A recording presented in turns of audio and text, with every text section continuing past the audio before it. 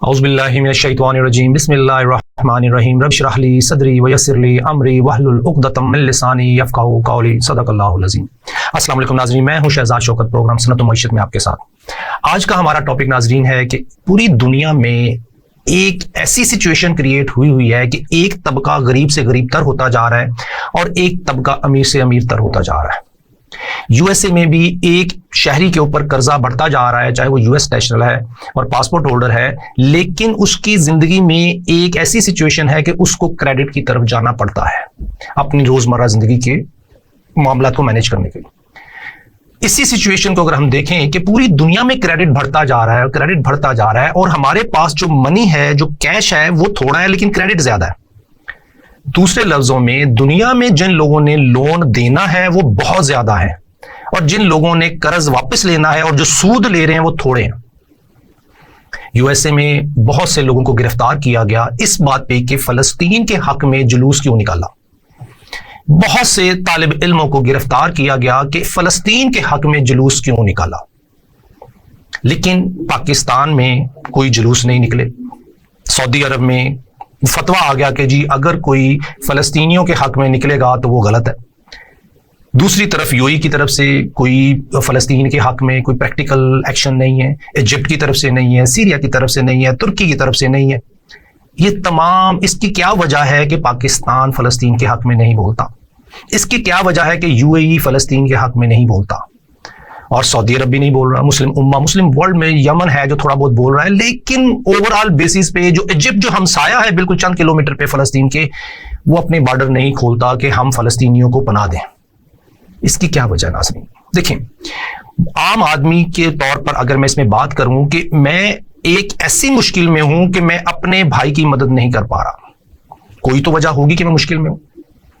मैं इस वक्त इस सिचुएशन में हूं कि मेरे अपने घर का जो मामला है वो इतना नाजुक है कि मैं अपने सरकारी मुलाजमों की तनख्वाहें देने के काबिल नहीं, तो मैं फलस्तीन में इसराइल के खिलाफ जाकर लड़ने के काबिल कैसे होऊंगा?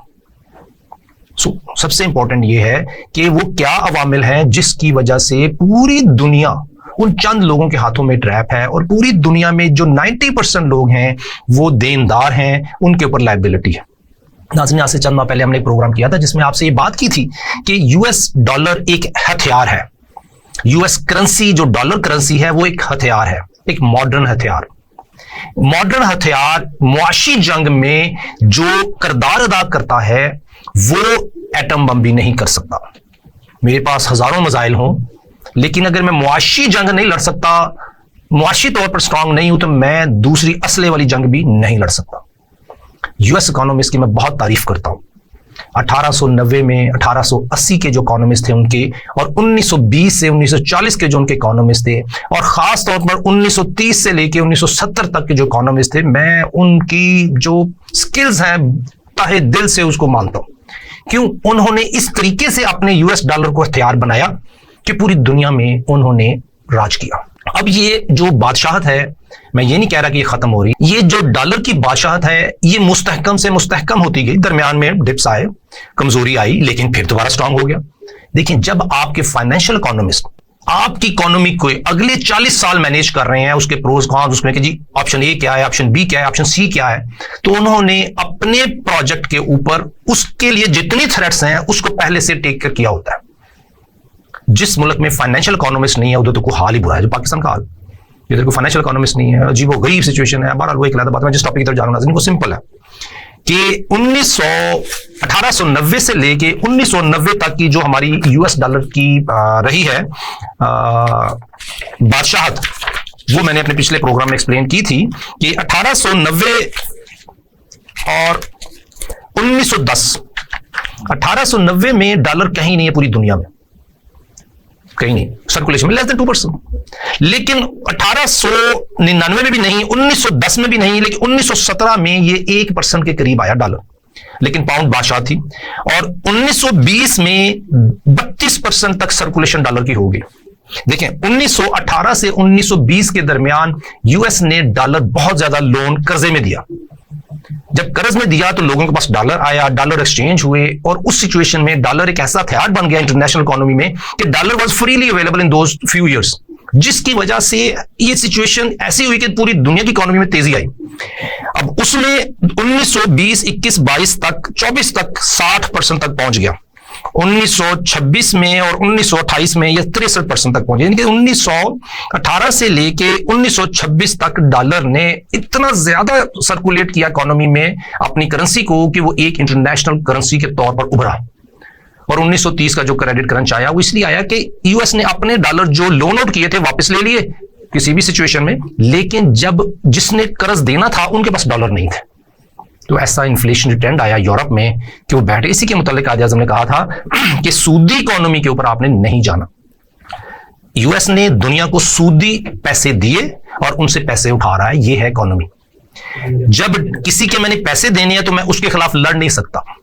मेरा हमसाया है, मैंने उसे कर्ज लिया हुआ है, 10,000 रुपए कर्ज लिया हुआ है। अब वो मेरा हमसाया मेरे घर के सामने कूड़ा फेंक के जाएगा, मैं उसको कुछ नहीं कह सकता क्योंकि मैंने उसके 10,000 रुपए देने हैं। अगर मेरा हमसाया मैंने उसे 10,000 सूद पे लिया हुआ है तो मेरे घर में कूड़ा फेंके, मेरे घर के सामने फेंके, मेरे घर की बेल देके भाग जाए, मैं उसको कुछ नहीं कह सकता, मैं उसके साथ लड़ाई कर ही नहीं सकता क्योंकि मैं उसे पैसे देने। सो पॉइंट ये है कि यूएस की प्लानिंग ये है कि हम डॉलर कर्जे में दें और उसके ऊपर सूद कलेक्ट करें, और सूद जब कहीं से कलेक्ट करेंगे तो वो हमारी इनकम भी है प्लस हमारे पास गुलाम भी है जिसको हमने कर्ज दिया हुआ है। अब ये बॉटम लाइन यहां पॉइंट खत्म करता हूं। नाज़रीन, मैं आता हूं आज के दिन 1920 से 1928 के दरमियान 65% सर्कुलेशन डॉलर की हो गई। वर्ल्ड वॉर 1, वर्ल्ड वॉर 2 ये मामला चलते रहे इस दरमियान में। अब पाकिस्तान जब बन गया तो उसके बाद एक पाकिस्तान की लोकेशन ऐसी जबरदस्ती कि यूएस ने प्लान किया कि बजाय इसके कि पाकिस्तान रशिया के साथ अलायंस करे, हम पाकिस्तान को अपने हाथों में करेंगे। उसका एक ही तरीका था कि इनको कर्ज दिया जाए, लेकिन पाकिस्तान को इतनी बड़ी अमाउंट कर्ज की चाहिए नहीं थी। तो उन्होंने 1954 में एक PLD 480 पॉलिसी बना के पाकिस्तान को ट्रैप किया। पाकिस्तान के यहां किसान को नुकसान पहुंचाने की प्लानिंग इस तरीके से हुई जिसने भी की कि किसान ने गंदम नहीं लगाई। सदर अयूब खान का बहुत जबरदस्त रोल था, हिटमैन इकोनॉमिस्ट मैं को कहूंगा। उन्होंने लैंड रिफॉर्म के नाम से जमीनें छीन ली, जो लोग गंदम लगाते थे उनसे जमीनें ले ली, गंदम नहीं लगी, गंदम शॉर्टफॉल आ गई। गंदम की शॉर्टफॉल आई तो हमने 1960, 61, 62, 20, 25 साल तक गंदम लगातार इंपोर्ट की। एक साल प्लान नहीं किया कि हम किसान को नुकसान ना दें ताकि गंदम पूरी लग जाए। उस 25 साल की गंदम का कर्जा आज भी हम दे रहे हैं। उस 25 साल की गंदम की हमने गंदम की पेमेंट भी की। नाज़रीन, इंपॉर्टेंट ये है कि मैंने गंदम खाई, मैंने गंदम के 30 रुपए पर मन पेमेंट की उस वक्त 1962 में। वो 30 रुपए मन हमारे बड़ों ने पेमेंट भी की, लेकिन गवर्नमेंट ऑफ पाकिस्तान के ऊपर वो आज भी लोन है और उस पर आज भी सूद जा रहा है। अब पॉइंट ये है कि इस सारे सिनेरियो में 1954 से लेकर 74 तक उन्होंने पूरी दुनिया में PLD 480 के तहत चंद इकोनॉमीज को कंट्रोल करके उसके ऊपर उनको कर्ज दिया। उसके बाद IMF का रोल आया कि अब IMF उनको स्वैप करता है, एक्सचेंज करता है और एक्सटेंड करता है, थोड़ी बहुत उनकी हेल्प करता है ताकि वो गुलाम दर गुलाम रहें। आज पाकिस्तान अगर गुलाम ना होता उनका तो फलस्तीन का ये हाल ना होता। आज फाइनेंशियल टेररिज्म पूरी दुनिया में है जिसकी वजह से हम पाकिस्तानी गुलाम हैं फाइनेंशियल सिस्टम के, और इस फाइनेंशियल सिस्टम को प्रमोट करने में स्टेट बैंक ऑफ पाकिस्तान का उतना ही हाथ है जितना कि पूरी दुनिया में IMF, वर्ल्ड बैंक और US इकोनॉमिस्ट अपने बेनिफिट के लिए कर रहे हैं। मैं ये नहीं कह रहा हूं कि गलत कर रहे हैं, क्योंकि अगर मैं बैंक का ऑनर हूं तो मैं अपने लिए तो सोचूंगा ना, मैं अपने प्रॉफिट के लिए सोचूंगा। अगर इरिस्पेक्टिव ऑफ मैं मजहबी तौर पर मेरे ख्यालात क्या है, मैं अपने बैंक के प्रॉफिट के लिए सोचूंगा। अगर मैं US का नेशनल उनका एडवाइजर हूं, वर्ल्ड बैंक का एडवाइजर हूं, IMF का एडवाइजर हूं, तो मैं उनके बेनिफिट के लिए पॉलिसी बनाऊंगा, मैं पाकिस्तान के बेनिफिट के लिए पॉलिसी नहीं बनाऊंगा। आज इस तरफ अगर मैं पाकिस्तानी हूं, मेरे इकोनॉमिस्ट का काम है वो अपने बेनिफिट के लिए निगोशिएशन करें, ना कि दूसरे लोगों के लिए। सो हमारे मुल्क में जो जाहिल गवार उनकी सीट्स पे बैठे हुए हैं, जिन लोगों ने 1955 से लेके 2005 तक खासतौर पे वो डिसीजन लिए जिनकी वजह से हमारी आने वाली नस्लें इस फाइनेंशियल टेररिज्म में मुआशी कत्ल हो चुकी हैं। खून ही खून है इस सिचुएशन में कि हमारा मुआशी कत्ल हर रोज होता है, हर सेकंड होता है। एक मरतबा फलस्तीन के 30,000 40,000 अफराद शहादत नोश फरमा गए, उनका एक वक्त में कत्ल है। लेकिन इजिप्ट में और पाकिस्तान में हम हर सेकंड कत्ल कर रहे हैं।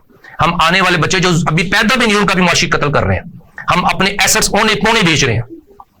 क्यों बेच रहे हैं? क्योंकि हमने अगली किस्त अदा करनी है, सूद अदा करना है। शहबाज शरीफ साहब, अगर आपने अगला सूद अदा करना है तो आप अपने बच्चों के एसेट बेच के सूद अदा करेंगे। पोर्ट हमने बेच दी यूएई को, यूएई गवर्नमेंट को, क्योंकि हम पाकिस्तान गवर्नमेंट पोर्ट मैनेज नहीं कर सकते, यूएई गवर्नमेंट पोर्ट मैनेज करेगी। अगर स्टेट ऑन एंटरप्राइजेस को प्राइवेटाइज करना है, हम पाकिस्तानी गवर्नमेंट ऑफ पाकिस्तान ये कह रही है कि गवर्नमेंट की ऑनरशिप में कोई स्टेट ऑन एंटरप्राइजेस नहीं होनी चाहिए। यही बात यूएई की गवर्नमेंट क्यों नहीं कहती? कि यूएई क्यों नहीं कहता कि हम स्टेट ऑन एंटरप्राइजेस नहीं रखेंगे? इत्तेफाक क्यों नहीं प्राइवेटाइज कर रहे हो? आरामको क्यों नहीं प्राइवेटाइज कर रहा? सो स्टेट ओन एंटरप्राइजेज में उनकी गवर्नमेंट आके हम पाकिस्तानियों के एसेट खरीद रही है औने पौने, क्योंकि हमने सूद पे करना है। वही एसेट जो उनके लिए प्रॉफिट मेकिंग है, हम पाकिस्तानियों के लिए लॉस मेकिंग है, क्योंकि आप लोगों ने नाअहल लोगों को बिठाया हुआ है। क्योंकि एक समरी तैयार होती है, उस समरी में एक बंदे की सिफारिश होती है और वो ऊपर जाती है और कहा जाता है कि जी सदर थाने का एसएचओ इसका कहने पे लगेगा, फलानी प्लानिंग कमीशन का मेंबर उसके कहने पे लगेगा, एनर्जी मेंबर उसके कहने पे लगेगा, क्योंकि उनके बेनिफिट्स है। पीटीआई ने भी मार इसी तरीके से खाई कि उसने की पोस्ट पे नाअहल लोगों को बिठाया। शहबाज शरीफ साहब, अगर आप भी की पोस्ट पे नाअहल लोगों को बिठाएंगे तो आपका भी वही हाल होगा जो इमरान खान साहब का है। सो पाकिस्तान को सूदी मामलात में हमें फंसे हुए इस सिचुएशन में कि हम फलस्तीन में अपने बच्चों के कत्ल को देख रहे हैं, मुस्लिम उम्मा के कत्ल को देख रहे हैं, क्योंकि हम पाकिस्तानी अपने ही आने वाली आल औलाद का मुआशी कत्ल कर रहे हैं। हल ये नहीं है कि हम पोर्ट यूएई को बेच दें, हल ये नहीं है कि हम रेकोडिक के शेयर यूएई को बेच दें। आप क्या करें? किस लिए बेचेंगे? कितने के बेचेंगे? क्या मोड लेंगे? सूदी पेमेंट के लिए $1 अरब की गंदम की पेमेंट कर दी, $1 अरब आईएमएफ से लेने के लिए आपने क्या क्या नहीं किया?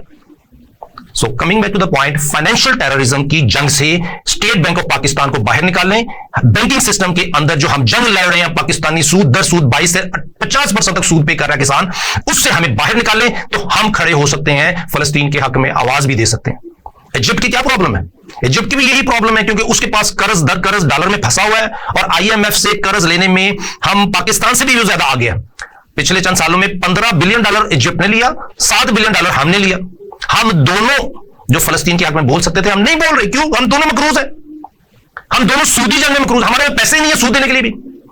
बात यह है कि हमारा सूद फेडरल इनकम की से ज्यादा है, जो कि हम बैंकों अपनी बैंकों को पे कर रहे हैं। स्टेट बैंक ऑफ पाकिस्तान 22% काइबर के साथ 30% सूद जब हम पे करते हैं तो वो हम पाकिस्तानियों की जेब से निकल के स्टेट बैंक ऑफ पाकिस्तान और ये बैंकर्स जो है इनकी जेब में चला जाता है। और ये बैंकर कौन है? सेठ है, कैपिटलिस्ट। हमें क्यों इस जंग में धकेला गया? इस जंग से निकलने के लिए नाजरीन, फाइनेंशियल टेररिज्म जो पॉलिसीज हम पे इंपोज कर दी हैं, ये हमारे आने वाले बच्चों का मुआशी कत्ल कर रही हैं। इससे बाहर निकलेंगे तो हम अपनी इंटेग्रिटी के साथ वापस आएंगे। यही पाकिस्तान की स्टेबिलिटी है, यही पाकिस्तान की सिक्योरिटी है, यही पाकिस्तान की सॉवरेनिटी है। नाज़रीन, टाइम हुआ ब्रेक के बाद दोबारा बात करते हैं। वेलकम बैक नाज़रीन, प्रोग्राम सनत मईशत में आपके साथ शहजाद शौकत। हम बात कर रहे थे फाइनेंशियल टेररिज्म हम पूरी दुनिया के इंसानों के ऊपर इस तरीके से इंपोज किया गया है कि 90% दुनिया के लोग क्रेडिट मकरूज हैं उन चंद लोगों के जिन्होंने डॉलर फेंका। देखिए, एक है कैश मनी जो मैं देख सकता हूं, मसलन ये पेपर मनी है। पेपर मनी चंद सफे हैं। पेपर मनी जो है ये हमारा क्रेडिट हो सकता है, मैंने इसको किसी को कर्ज पे तौर पर दे दिया, क्रेडिट मुझे मिल गया। अब ये पेपर नहीं है, मतलब बैंक के पास 4 रुपए मैंने जमा कराए और बैंक आगे 40 रुपए कर्ज दे देता है, क्योंकि सिस्टम है फ्रैक्शनल बैंकिंग का। जब 40 में मेरे पास क्रेडिट मेरे अकाउंट में आ गया तो ये मनी नहीं है। क्रेडिट पैसे नहीं है। क्रेडिट का मतलब ये नहीं है कि मुझे डॉलर मिल जाएंगे, वो सिस्टम है जिसमें कि वो मैनिपुलेट हो जाता है। उसी तरह जिस तरह यूके में वो पर्ची सिस्टम चलता था, यहूदियों के पास गोल्ड रखवाते थे लोग, पर्ची ले लेते थे on the sense of security. वो पर्ची चलती रहती थी, वो यहूदियों के पास वापस नहीं आती थी। यहूदियों ने क्या किया कि 10 पर्चियों का गोल्ड पड़ा, उन्होंने 100 निकाल दी, कोई वापस नहीं आई। 200 निकाल, वापस ही कोई नहीं आई, क्योंकि वो लोग पर्ची पे बेस करते थे कि ये पर्ची है जिसके ऊपर हम रिलाई कर सकते हैं कि जब भी चाहे जाके गोल्ड ले लें। सो ये है पॉइंट नाज़रीन कि जो पेपर मनी है, डॉलर है, वो पैसे तो है, वो क्रेडिट दिया जा सकता है। जो क्रेडिट आता है वो पैसे नहीं है। इसलिए पूरी दुनिया में जो क्रेडिट फैलाया हुआ है यूएसए ने, यूएस डॉलर डोमिनेंस में, उसमें जो मोहब्बत है यूएसए की पूरी दुनिया के साथ, वो ये है कि हम आपको फेवर दे रहे हैं, आपको एड दे रहे हैं। ये डिसेप्शन है, ये कंसेप्चुअल डिसेप्शन है। मसलन मैं एक दोस्त को नुकसान पे नुकसान पहुंचा रहा हूं, उसको सूद पे पैसे दिए जा रहा हूं और उसे कह रहा हूं तुम्हें फेवर दे रहा हूं। ये धोखा इस तरीके से है कि जो कर्ज लेने वाला वो ये सोचता है कि यार कितना अच्छा मुझे इसने कर्ज दिया, हालांकि जो लोन ले रहा है वो गुलाम दर गुलाम बनता जा रहा है। मैं हमेशा भट्टे वाली मिसाल दिया करता हूं। ईंटों का भट्टा जो था पाकिस्तान में, उसके अंदर क्या होता था कि एक फैमिली को अपने पास रखा जाता था, उसको कर्ज दिया जाता था और उसकी सैलरी से ज्यादा कर्ज दे दिया जाता था ताकि वो कहीं और जा ना सके। वो कर्ज सूद दर सूद, उसकी फैमिली, उसके बच्चे सब मकरूज। हम पाकिस्तानी, पूरी दुनिया के लोग इस वक्त मकरूज हैं। इसमें से बाहर निकलने के लिए हमें कोशिश करनी है। अब देखिए, मैं आपको मिसाल देता हूं कि 1920 में जो मामलात यूएस डॉलर के साथ थे, 1955 में जब इंग्लैंड वापस 1947 में चला गया तो 1955 में उन्होंने अपनी नई पॉलिसी के तहत कि हमने कर्ज की मिकदार को बढ़ानी, पूरी दुनिया को अपना मकरूज बनाना है, अपना गुलाम बनाना है, उसके तहत उन्होंने भरपूर कोशिश की। इंग्लैंड आता था उनके आड़े, इंग्लैंड के बाद जापान, कोरिया भी उनके आड़े आए, लेकिन उन्होंने हर पॉलिसी को मैनेज किया। मैं चंद लोगों का नाम लेता हूं कि 1960 में रॉबर्ट रिफन ने कहा कि डॉलर को थ्रेट है, ये 1960 का बयानिया है। 1954 में उन्होंने पॉलिसी बनाई हुई है, लेकिन अभी यूएस डॉलर की डोमिनेंस उस हिसाब से नहीं है। लेकिन यूएस डॉलर को जो थ्रेट आ रही थी, उनके मुताबिक रॉबर्ट ट्रिफन ने एक स्टेटमेंट दी और उसने एक आर्टिकल लिखा कि डॉलर बहुत बड़ी थ्रेट में। अब इसको कैसे उन्होंने मैनेज किया?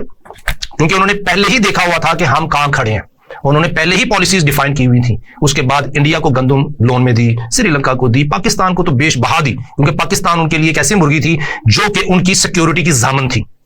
ऐसी लोकेशन में है कि पाकिस्तान अगर उनका गुलाम है तो वो सिक्योर है, अगर पाकिस्तान गुलाम नहीं है तो वो सिक्योर नहीं है। उन्होंने सबसे पहले प्लान किया कि पाकिस्तान को गुलाम बनाना है। और 1960, 61, 62, 63, 64 जब डॉलर थ्रेट में था, उस वक्त पाकिस्तान ने डॉलर को सपोर्ट किया और डॉलर को बचाया। कोई नहीं जानता कि पाकिस्तान का इतना वीआईपी रोल क्यों था। सदर अयूब उनकी गुलामी करता था, हमारी सदारत में बैठा था। क्या यह हकीकत है? सदर अयूब उनकी बताई हुई पॉलिसियां पाकिस्तान इंप्लीमेंट करता था। सदर अयूब के इजाजतनामे से यहां पे हिटमैन इकोनॉमिस्ट आए और उन्होंने लैंडिंग के लिए हर जगह कारोबारी लोगों को कोशिश की कि कर्ज लो। लेकिन वो कर्ज जो गवर्नमेंट ऑफ पाकिस्तान ने लिया, हम उसमें फंस गए। उसके बाद एक 1978 में रॉबर्ट ने फिर बताया कि जी हम श्रिंकिंग पेपर डॉलर की तरफ जा रहे हैं, पेपर डॉलर की वैल्यू श्रिंक हो रही है। क्योंकि 1960 से 75 तक का अरसा तो पाकिस्तान ने सर्वाइवल दिया।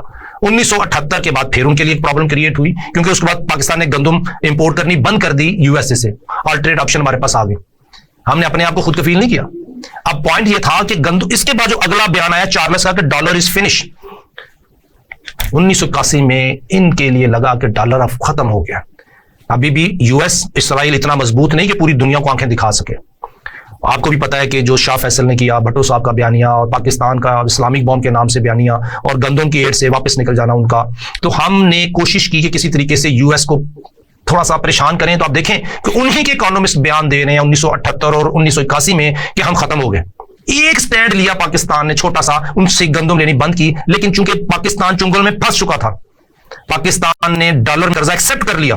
भट्टो साहब की सबसे बड़ी गलती कि हमने वो डॉलर, वो जो गंदम का कर्जा रुपए में था, वो डॉलर में एक्सेप्ट करने के बाद हम कर्ज आज भी हम डूबे हुए हैं कर्ज में।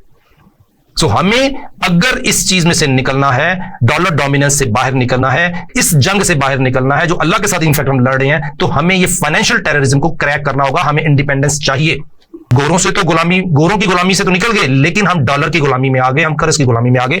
उनके और इकोनॉमिस्ट की बात सुने कि उसके बाद चाइना और कोरिया का जो 1995 से लेके 2001 तक का, 2002 तक का पीरियड है, उसमें डॉलर ने कोशिश की अपनी सर्वाइवल की और जापान को टफ टाइम दिया, कोरिया को टफ टाइम दिया, चाइना को टफ टाइम दिया। लेकिन चाइना ने इस सिचुएशन में डॉलर डोमिनेंस के अगेंस्ट ऐसी पॉलिसीज बनाई कि अपनी करेंसी को मजबूत कर लिया। कोरिया ने ऐसी पॉलिसीज क्रिएट की जो इस्लामिक थी, फाइनेंशियल इकोनॉमिक्स के रूल्स है वो इकोनॉमिक्स में किया, छोटा सा प्रोग्राम उस पे, उसने भी अपने आप को उसमें से बाहर निकाल लिया। जापान अपनी सर्वाइवल में चूंकि इकोनॉमी स्ट्रांग थी, वो तो निकल गई। अब यहां पे फिर डॉलर के ऊपर प्रेशर आया। तो 2005 में उनके एक इकोनॉमिस्ट ने, जिसका नाम है विलियम चार्ल्स, उसने कहा external imbalance is a serious problem 2005 में। और 2004 में एक बयान था डिसअपियरिंग डॉलर।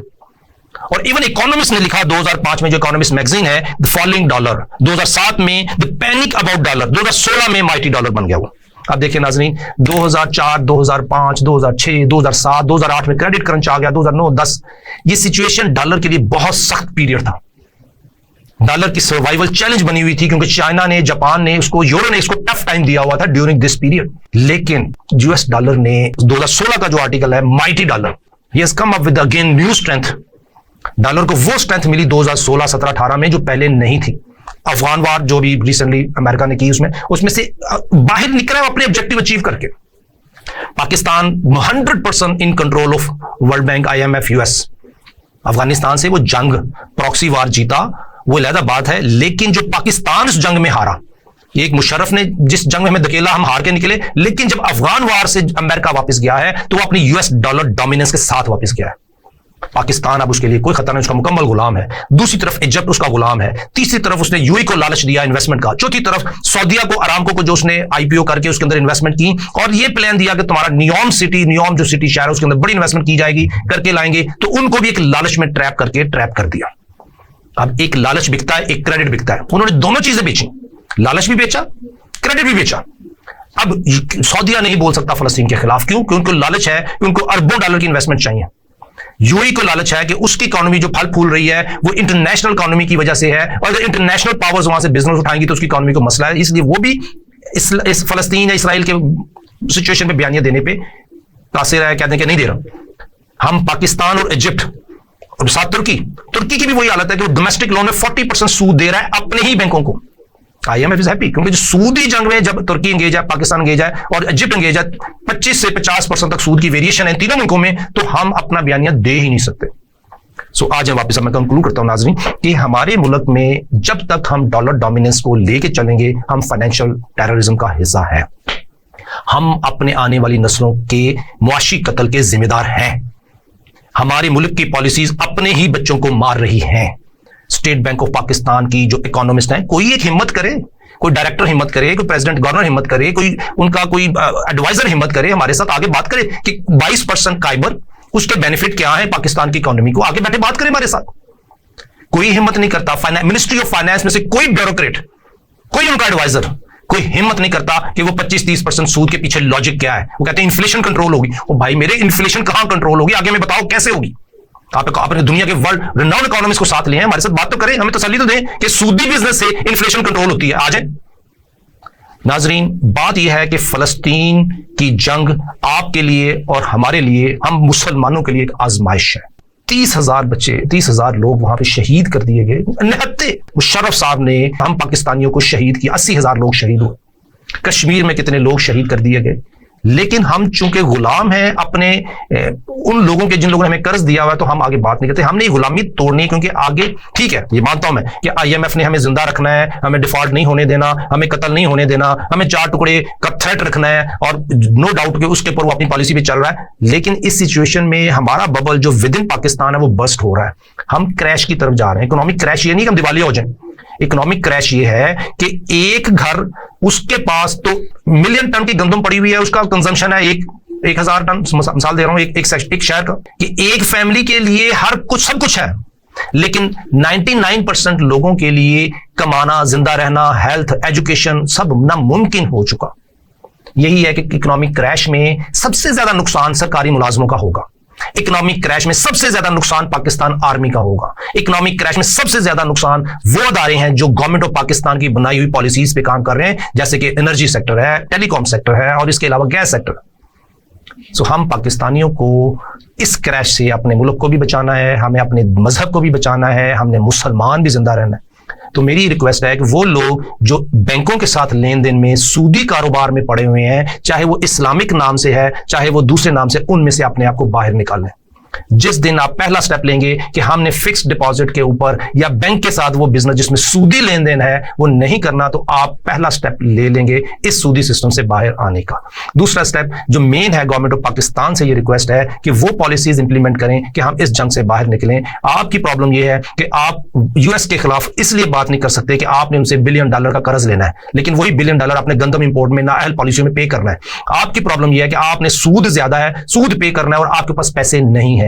आपकी प्रॉब्लम यह है कि चूंकि आपको और आपके गवर्नमेंट एम्प्लॉइज को 2-2, 3-3, 4-4 सैलरियां चाहिए हैं और उनको बोनसेस चाहिए, उनको गाड़ियां चाहिए, उनको लग्जरी लाइफ है, वो डिस्टर्ब ना हो, इसलिए आप फलस्तीन में, इसराइल के खिलाफ, कश्मीर के खिलाफ वो ना बोलना बंद हो चुके हैं।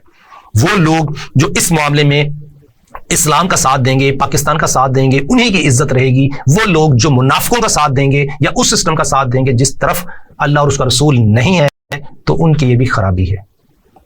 अगर वो अपनी सर्विस में डंडी मारेंगे, उनके लिए खराबी है। जो इस वक्त रिक्वायरमेंट है सर्वाइवल की, अगर आप उन पॉलिसीज की तरफ जाएंगे तो पाकिस्तान के लिए कामयाबी है। यही हमारा आज का है कि US डॉलर हथियार है। US डॉलर हथियार इसलिए है कि उन लोगों ने इसको हथियार बनाया और ये पूरी दुनिया पे चला दिया। मिसाइल नहीं चलाया, हथियार चलाया। करेंसी, पेपर करेंसी जिसकी कोई वैल्यू नहीं, वो लैंड की और वापस ले ली। उसी में हम लोग, इजिप्ट, तुर्की, हम सूदी पॉलिसीज में फंसे हुए हैं, फंसाए गए हैं। हम इससे निकलेंगे तो काम करेंगे। अगले महीने की सैलरी देनी है तो निजाम चलेगा।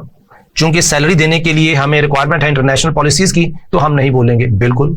सो हमें अपना आप को इस सिचुएशन से बाहर निकालना है और बाहर निकालने के लिए एक ही है कि हम अल्लाह से माफी मांगे अपने गुनाहों की, और जो अल्लाह के साथ हम जंग में आ चुके हैं उससे बाहर निकलना है। नाज़रीन, प्रोग्राम सनत व मईशत में आपके साथ इस पॉइंट पे हम इसलिए बात कर रहे हैं कि हमारी सनत भी कमजोर है सूदी बिजनेस की वजह से, हमारी मईशत भी कमजोर है सूदी बिजनेस की वजह से, और सिक्योरिटी हमारी चैलेंज हो चुकी, स्टेबिलिटी हमारी चैलेंज हो चुकी। ये और चीफ ऑफ आर्मी स्टाफ जनाब आसिम मुनीर साहब को भरपूर अंदाजा है कि वो किस सिचुएशन में फंसे हुए हैं। शहबाज शरीफ साहब, आपको भरपूर अंदाजा है कि आपकी सिचुएशन क्या है, और मैं शायद आपसे ज्यादा इसलिए समझता हूं कि फाइनेंशियल इकोनॉमिक्स में वो सिचुएशन में आप बैठे हुए हैं कि आपके लिए अगले 3 माह का सूद सबसे इंपॉर्टेंट है जो अरेंज करना है, और टैक्सेस उतने नहीं है। वैल्यू जीडीपी श्रिंक हो रही है, टैक्स वैल्यू श्रिंक हो रही है, लेकिन जो पेमेंट करनी है सूद की उसकी वैल्यू बढ़ रही है। इससे बाहर आने का एक ही तरीका है, अपनी इज्जत बचाने का एक ही तरीका है कि हम अल्लाह और उसके रसूल के साथ जंग में से बाहर आ जाए। नाज़रीन, आज के प्रोग्राम का वक्त खत्म होता है। अगर कोई क्वेश्चन हो तो आप जरूर हमसे रब्ता कर सकते हैं। अस्सलाम वालेकुम रहमतुल्लाह।